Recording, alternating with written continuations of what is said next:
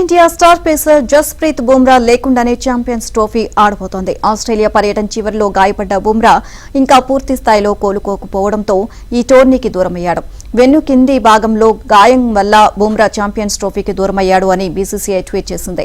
బుమ్రా స్థానంలో యువ పేసర్ హర్షిత్ రాణాను జట్టులోకి తీసుకున్నట్లు కూడా బోర్డు వెల్లడించింది. ఈ నెల 19న మొదలయ్యే ఛాంపియన్స్ ట్రోఫీ కోసం గత నెల ప్రకటించిన జట్టులో బుమ్రాకు చోటు కల్పించారు. అప్పటికీ అతను ఫిట్ గా లేడు.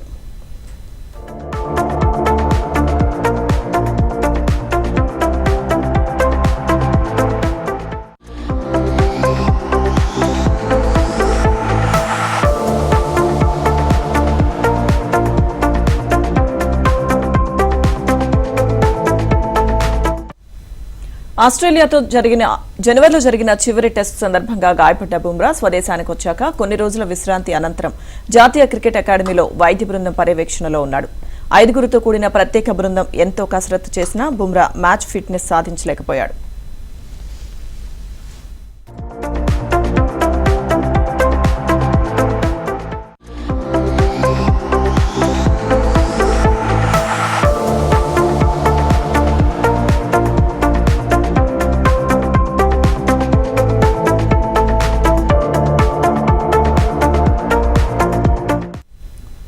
ఛాంపియన్స్ ట్రోఫీ జట్లో మార్పులు చేర్పులు చేయడానికి నిన్న తుది గడువు కాగా ఈ రోజే ఎన్సీఏ వైద్య బృందం బుమ్రా ఫిట్నెస్ పై బోర్డుకు తుది నివేదికను సమర్పించింది.